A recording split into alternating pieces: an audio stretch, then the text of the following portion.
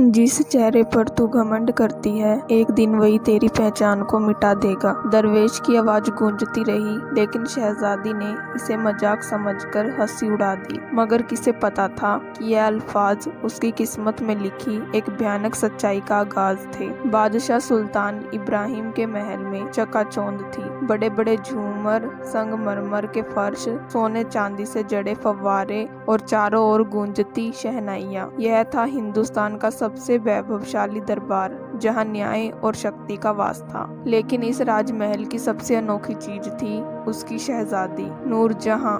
नूरजहां के हुस्न की मिसालें दूर दूर तक दी जाती थी। उसकी आंखें काजल से गहरी, बाल रेशमी लट जैसे और चाल ऐसी जैसे मोरनी नाच रही हो। मगर उसकी सबसे बड़ी पहचान थी उसका घमंड। वह जानती थी कि वह दुनिया की सबसे हसीन लड़की है और इसी वजह से किसी को अपने बराबर मानने को तैयार नहीं थी। हर हफ्ते बड़े बड़े अमीर और सुल्तानों के शहजादे, उमराव, नवाब और सूबेदार उसके लिए रिश्ता लेकर आते। मगर नूरजहां की हंसी उड़ाने की आदत ने हर किसी को शर्मिंदा करके वापस भेज दिया। एक दिन फोरेस के सुल्तान के बेटे का रिश्ता आया। वह एक बहादुर और सुशील राजकुमार था, जिसकी तलवार की धार और दिल की नेक दिली की मिसालें दी जाती थी। लेकिन नूरजहां ने उसे देखते ही तंज कसा। यह क्या, तुम्हारी नाक इतनी छोटी क्यों है? ऐसे शहजादे तो मेरे अस्तबल के घोड़े संभालने के लिए भी नहीं रखे जाते। दरबार ठहाकों से गूंज उठा। अपमान से जलता राजकुमार वहां से चला गया। कुछ दिनों बाद काबुल के सुल्तान का राजकुमार आया, मगर उसे देखकर भी नूरजहां ने तंज कसा। इतने लंबे हो कि सर झुकाकर चलना पड़ेगा, वरना दरवाजों से टकरा जाओगे। बादशाह का दामाद बनने के लायक नहीं, बल्कि एक दरबार बनने के लायक हो। और हर बार उसकी बातें किसी के सम्मान को तार तार कर देती। इसी दरबार में एक रोज एक बूढ़ा दरवेश आया। उसकी आंखों में गहरी चमक थी और हाथ में एक सादा सा लकड़ी का डंडा। वह बादशाह के सामने झुका और बोला, जहांपना, आपकी बेटी खूबसूरत तो बहुत है, मगर उसके दिल में घमंड भरा है। एक लड़की की सबसे बड़ी खूबसूरती उसका स्नेह और विनम्रता होती है। अगर यह ना रहे तो उसकी खूबसूरती भी श्राप बन जाती है। नूरजहां हंस पड़ी। बूढ़े, तुझे क्या पता कि हुस्न क्या होता है? मेरे जैसी खूबसूरत देखी है कभी? दरवेश मुस्कुराया और धीरे से बोला, जिस चेहरे पर तू घमंड करती है, एक दिन वही तेरी पहचान को मिटा देगा। महल में सन्नाटा छा गया। बादशाह ने नाराज होकर सैनिकों को इशारा किया कि दरवेश को महल से बाहर निकाल दें। मगर उस बूढ़े फकीर की बात नूरजहां के दिल में एक अनजानी बेचैनी छोड़ गई। महल के बड़े बड़े झरोकों से आती ठंडी हवाएं भी उस रात नूरजहां के मन में बेचैनी को कम नहीं कर पा रही थी। वह अपने बिस्तर पर लेटी हुई थी,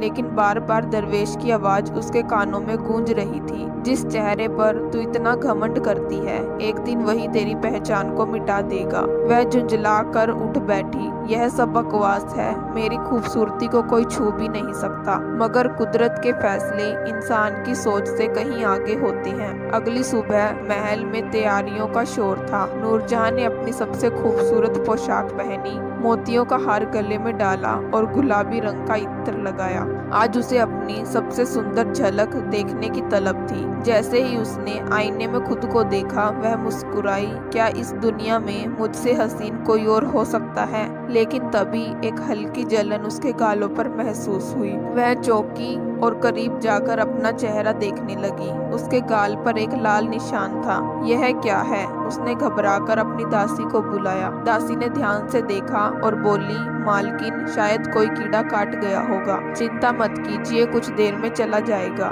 नूरजहां ने राहत की सांस ली, मगर यह महज एक छोटी शुरुआत थी। कुछ ही दिनों में वह छोटा सा निशान पूरे चेहरे पर फैलने लगा। उसकी चमकती त्वचा पर दाग उभरने लगे। वह कितनी ही दवाएं, उबटन और हकीमों के नुस्खे आजमाती, मगर हालात और बिगड़ते जा रहे थे। महल के दर्पण अब उसे दुश्मन लगने लगे। जहां पहले वह हर रोज घंटों अपने हुस्न को निहारती थी, वहीं अब आईना देखते ही उसकी चीखें निकल जाती। बादशाह सुल्तान इब्राहिम को जब यह खबर मिली तो उन्होंने राज्य के सबसे बड़े हकीमों को बुलाया, लेकिन कोई भी नूरजहां की इस अजीब बीमारी को समझ नहीं पा रहा था। एक महीना बीता। नूरजहां का चेहरा इतना बिगड़ चुका था कि महल में किसी को भी उसे पहचानने में दिक्कत हो रही थी। उसकी नाक की बनावट बदल चुकी थी, होठ फटने लगे थे और आंखों की चमक कहीं खो गई थी। दरबार में उसके बारे में फुसफुसाने लगी। क्या यह वही नूरजहां है जिसे देखकर सब मोहित हो जाते थे? यह बद्दुआ का असर है। वह दरवेश सही कह रहा था। धीरे धीरे हालात ऐसे हो गए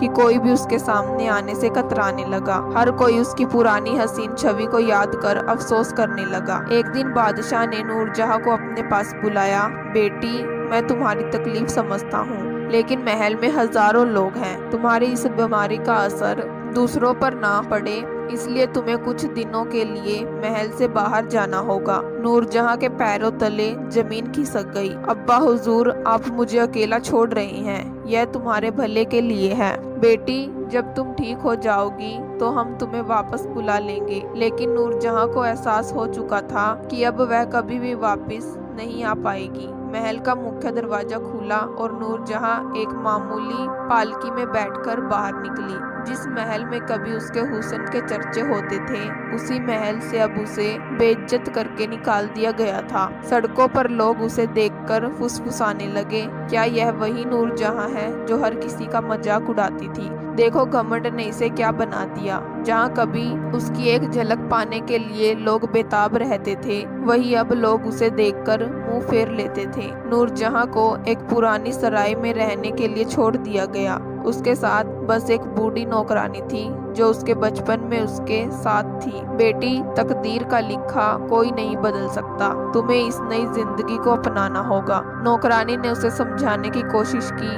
नहीं, मैं यह बर्दाश्त नहीं कर सकती।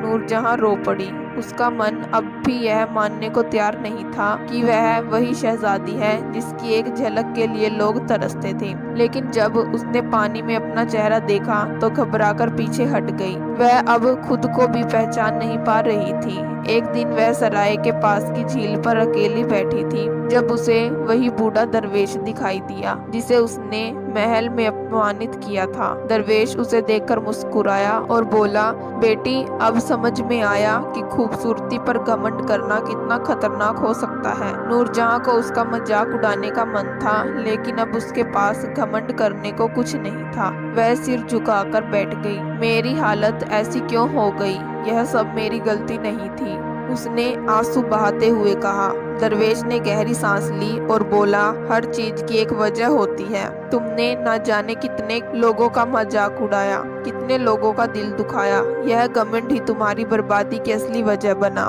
नूरजहां को पहली बार अपनी गलती का एहसास हुआ। उसे अपने हर अपमानजनक शब्द याद आने लगे। वह फूट फूट कर रो पड़ी। क्या अब भी कोई रास्ता है? क्या मैं पहले जैसी हो सकती हूँ? दरवेश ने जवाब दिया, यदि इंसान अपने गुनाहों को दिल से मान ले और सच में बदल जाए तो खुदा भी उसे माफ कर देते हैं। मगर तुम्हारी परीक्षा अभी खत्म नहीं हुई। तुम्हें अपनी तकदीर खुद बदलनी होगी। नूरजहां, जो कभी हीरो जवाहरातों में पली थी, अब फटे पुराने कपड़ों में बैठी थी। उसका चेहरा, जिस पर वह घमंड करती थी, अब पहचान के लायक भी नहीं बचा था। लेकिन अब उसे समझ आ चुका था कि असली खूबसूरती दिल में होती है, ना कि चेहरे में। लेकिन तकदीर उसे इतनी आसानी से माफ करने वाली नहीं थी। महल से निकाल दिए जाने के बाद नूरजहां के पास कोई सहारा नहीं था। नौकरानी जो उसके साथ आई थी, कुछ ही दिनों में बीमार पड़ गई और इस दुनिया से चली गई। अब वह बिल्कुल अकेली थी। उसने कभी सोचा भी नहीं था कि एक दिन ऐसा भी आएगा जब उसे एक वक्त की रोटी के लिए तरसना पड़ेगा।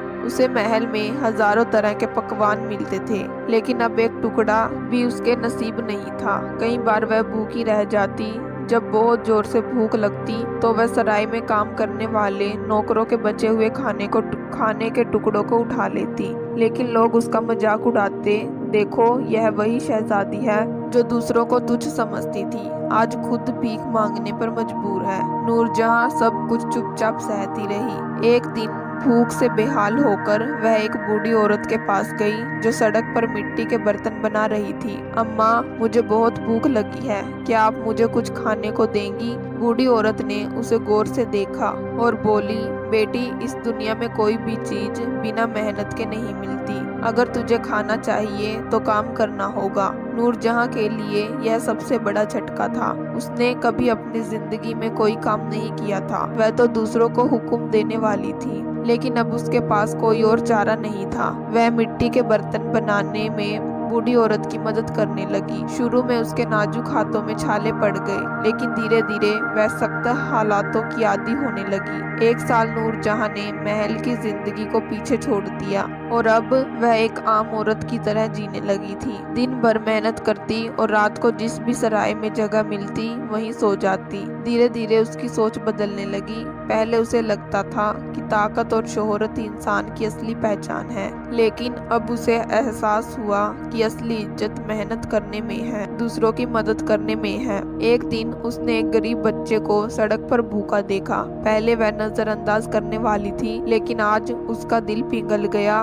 उसने अपनी मेहनत की कमाई से उसे रोटी खिलाई। उस दिन उसे पहली बार सुकून महसूस हुआ। नूरजहां, जो कभी एक घमंडी शहजादी थी, अब मेहनत मजदूरी करने वाली आम औरत बन चुकी थी। मिट्टी के बर्तन बनाना, कपड़े धोना, कभी किसी के घर सफाई करना, यह सब उसके लिए नया था, लेकिन अब उसे इसमें कोई शर्म महसूस नहीं होती थी। उसने सीख लिया था कि असली इज्जत किसी के ओहदे से नहीं बल्कि उसके कर्मों से मिलती है। एक दिन जब वह सड़क किनारे मिट्टी के बर्तन बेच रही थी, तभी वहां से एक शाही काफिला गुजरा। चमचमाते घोड़ों पर बैठे सैनिक, महंगे कपड़े पहने उमराव और उनके बीच था एक राजकुमार, हरदय सिंह। वह दूर से ही बेहद रौबदार और नेक दिल दिखता था, लेकिन नूरजहां ने उसकी तरफ देखा भी नहीं। अब उसे किसी की दौलत और शानो शौकत से कोई फर्क नहीं पड़ता था। लेकिन तभी काफिले के पास एक गरीब बच्चा आकर गिर पड़ा। वह बहुत कमजोर था और शायद कई दिनों से भूखा था। सैनिक उसे हटाने लगे, लेकिन नूरजहां से रहा नहीं गया। उसने दौड़कर बच्चे को उठाया और उसे अपनी झोली से एक रोटी निकालकर खिला दी। यह देखकर राजकुमार हरदय सिंह अपनी घोड़ी से उतरा और बोला, क्या तुम्हें इस गरीब की मदद करते देखकर कोई शर्म नहीं आई? नूरजहां ने पहली बार उसकी आंखों में देखा और दृढ़ता से कहा, शर्म तो तब आती थी जब मैं गरीबों का मजाक उड़ाया करती थी। अब तो सुकून मिलता है कि मैं किसी के काम आ रही हूँ। राजकुमार यह सुनकर हैरान रह गया। वह सोच भी नहीं सकता था कि इतनी आम दिखने वाली कोई औरत इतनी गहरी बातें कह सकती है। राजकुमार को नूरजहां की सच्चाई का पता चला। हरदय सिंह को उसकी बातें सुनकर दिलचस्पी हुई। उसने किसी से नूरजहां के बारे में पूछा और धीरे धीरे उसे पता चला कि यह कोई मामूली औरत नहीं बल्कि वही घमंडी शहजादी है जो कभी सबका मजाक उड़ाया करती थी। वह यह सुनकर दंग रह गया। अगर यह वही शहजादी है तो इतनी बदल कैसे गई? उसने नूरजहां का इम्तिहान लेने के लिए उसके पास जाकर कहा, अगर तुम्हें मौका मिले तो क्या तुम दोबारा अपने महल की जिंदगी जीना चाहोगी? नूरजहां ने हल्की मुस्कान के साथ जवाब दिया, पहले मैं सोचती थी कि शाही महल ही दुनिया की सबसे खूबसूरत जगह है, लेकिन अब मुझे समझ आ गया है कि सुकून वहाँ नहीं बल्कि दूसरों की मदद करने में है। मुझे अब दौलत और हुस्न की जरूरत नहीं। राजकुमार यह सुनकर और भी प्रभावित हुआ। हरदय सिंह ने नूरजहां का यह रूप देखा और मन ही मन सोचा, जिस औरत ने घमंड छोड़ दिया और जिसने मेहनत और विनम्रता को अपना लिया, वही असली रानी बनने के लायक है। कुछ दिनों बाद उसने नूरजहां से विवाह करने का प्रस्ताव रखा। तुम्हारी खूबसूरती तुम्हारे चेहरे में नहीं बल्कि तुम्हारे दिल में है और मैं तुम्हारे इसी रूप को पसंद करता हूँ। उसने कहा। नूरजहां की आंखों में आंसू आ गए। वह सोच भी नहीं सकती थी कि जिसे उसने कभी सबसे ज्यादा नजरअंदाज किया वही जीवन का सबसे बड़ा सबक बनकर उसके सामने आएगा। तब नूरजहां ने अपनी गलती से सीखा और अपने नए जीवन की शुरुआत की। अब वह किसी पर हंसती नहीं थी बल्कि दूसरों की मदद के लिए हमेशा तैयार रहती थी। यह वही शहजादी थी जो कभी हुस्न पर घमंड किया करती थी, लेकिन अब वह असली खूबसूरती का मतलब समझ चुकी थी। और इस तरह दरवेश की बद्दुआ ने उसे मिटाया नहीं बल्कि उसे एक बेहतर इंसान बना दिया। जिस चेहरे पर तू घमंड करती है, एक दिन वही तेरी पहचान को मिटा देगा। वह पहचान मिट जरूर गई, लेकिन उसके बदले नूरजहां को एक नई पहचान मिल गई, एक नेक दिल और सच्ची